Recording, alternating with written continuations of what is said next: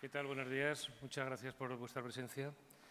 Voy a dar unos apuntes o unas pinceladas desde mi posición de cargo público político, pero también desde mi vida anterior, ¿no? de abogado penalista, aunque llevo asuntos de violencia de género, tampoco he sido experto en este ámbito, ¿no? Pero sí que me parece que es importante hacer una reflexión previa sobre las normas, el derecho y, podríamos decir, la política y el periodismo, ¿no? Se habla de que todos los años hay cerca de 50.000 instrumentos normativos y se habla también de los derechos de papel, ¿no? Y de la dificultad que hay de llevar de la letra escrita a la realidad práctica derechos que figuran en normas como la Constitución, porque faltan unos instrumentos, unas garantías que implementen y que lleven a efecto esos derechos. Bien, esto es una forma de funcionar, ¿no? La clase política, ¿no? Parece ser que las normas tienen un poder mágico para cambiar la realidad. Pero si esto lo llevamos todavía más al terreno de los procedimientos penales y del sistema penal, el problema todavía más se complica, ¿no? Cuando hablamos de los penalistas, cuando hablamos del derecho penal, decimos que le rigen dos principios, ¿no? Que es el principio de mínima intervención y de última ratio. De mínima intervención quiere decir que el derecho penal tiene que ser el ultimísimo recurso al que debe recurrir una sociedad y última ratio quiere decir que tiene que haber, si hay otros instrumentos más asequibles, más accesibles, hay que utilizarlos. Bien, esto requiere también hacer un análisis de cuál es el papel que cumple el proceso penal a veces en estos problemas y cómo a veces oculta, ¿no? Tener en cuenta que cuando se habla de la ley de violencia de género se enmarca ya en una cultura del llamado populismo punitivo, y del cómo se ha pretendido a través de la legislación penal solucionar problemas sociales que eran irresolubles desde el estricto marco del proceso penal. Es decir, hay que hacer una reflexión previa hasta qué punto el proceso penal no tapa, no veda, no nos oculta, no nos invisibiliza las raíces de los problemas sociales a los que nos enfrentamos. Bien, bajo esa perspectiva, claro, hablar del machismo en nuestra sociedad y de la violencia que genera el machismo es hablar de la sociedad patriarcal y de unas relaciones heteroparentales que son las modélicas a seguir bajo un sistema de dominación que pervive, ¿no?, en paralelo al propio sistema económico capitalista, ¿no? Estamos hablando de muchos siglos, ¿no? Y de cómo desmontamos eso y si pretendemos hacerlo a cañonazos, que es el sistema que utiliza el derecho penal, ¿no? La ley integral reconoce la publicidad y los medios de comunicación como ámbitos de los que actuar, ¿no? Es importante, por tanto, que vosotros, dentro de los márgenes que tengáis, hagáis una reflexión previa, entiendo yo, sobre el derecho y las normas y cómo es utilizado por la clase política y el derecho penal y el sistema penal y cómo es utilizado por la clase política en términos de lavarse las manos, porque como ya ha dictado normas penales, ellas por sí solas solucionarán el problema. Y si el problema no se soluciona, es muy fácil, elevaremos las penas, y así todavía convenceremos más a nuestros congéneres que la solución del problema está cerca. Y comprobamos que no, comprobamos desgraciadamente que no. Y ahí, una vez ya nos metemos en el embudo del sistema penal, un tema de los que se plantea es que la mujer denuncie. Y este es un tema no pacífico. Hombre, todos decimos, hombre, claro que tiene que denunciar, pero claro que tiene que denunciar, pero ¿cómo? ¿Sola y a sabiendas de lo que se le avecina? Entonces, claro, ahí hay que hacer una reflexión sobre dónde están las redes de apoyo, dónde están los sistemas de tutela en el sentido psicológico, jurídico, familiar, de todo tipo, vecinal. Es decir, entrar en un proceso penal quiere decir que estereotipos de género van a aparecer en cualquier momento, ¿no? Desde actitudes paternalistas hacia la mujer hasta, venga, que tampoco es para tanto, ¿no?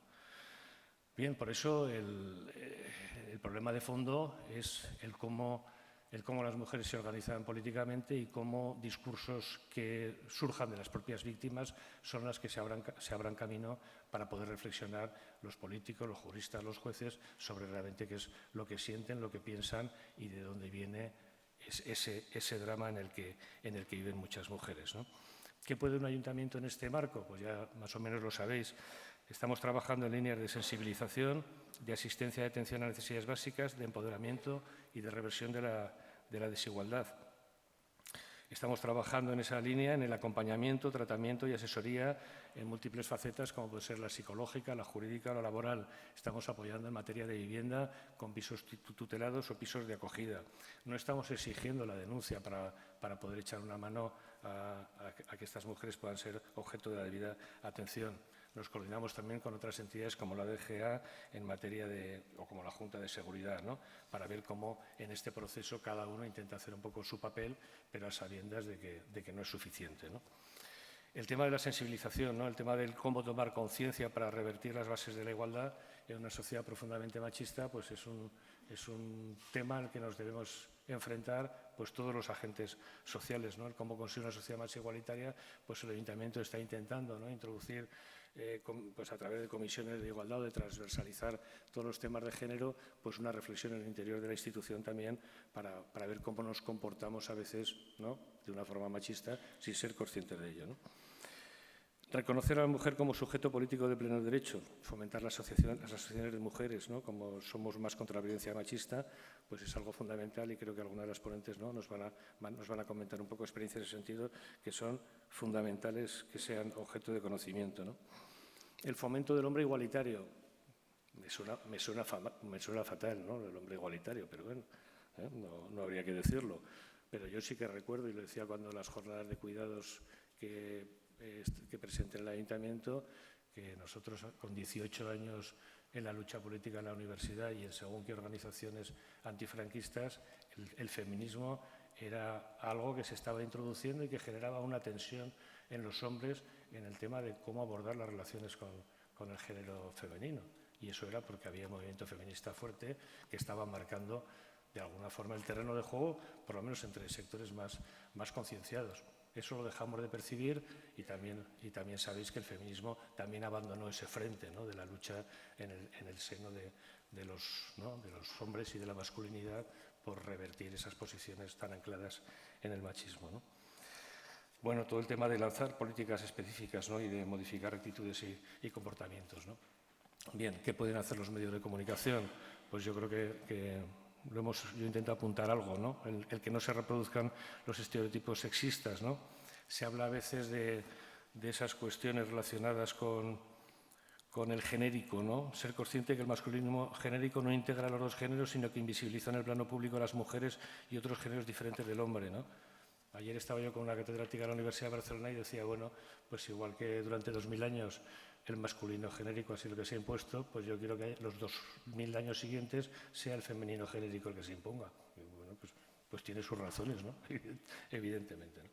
En términos generales, también los medios de comunicación deberían expresar una particular sensibilidad sobre esas situaciones que a veces apuntan a la responsabilidad individual de las mujeres, ¿no? Y cómo ese desplazamiento acaba redundando muchas veces en una desresponsabilidad o desresponsabilización pública. Muchas veces se dice, pues bueno, ¿no? Eso algo habrá hecho, ¿no? Eso es algo que a veces, ¿no? Planea por ahí, por el fondo, ¿no? Y por último, todo ese tema de invisibilización o minimización o descrédito de la violencia machista, el problema del mito de las denuncias falsas, la custodia compartida forzada, las contradenuncias, la persistente idea de las riñas domésticas, ¿no? Pues es necesario afrontar esos problemas que son tan complejos para no andar en la reproducción y el fomento de estos mecanismos de descrédito. Pero claro, y vuelvo y termino por donde he empezado, cuando todo esto lo queremos solucionar en sede policial o en sede judicial, dejamos de hacer un análisis previo también de cuál es el papel del estamento judicial para el tratamiento de los conflictos sociales, ¿eh? Y viene a ser ese. Problemas estructurales sociales se meten por el embudo del aparato de justicia y terminan siendo problemas individuales de personas concretas en sus ámbitos domésticos.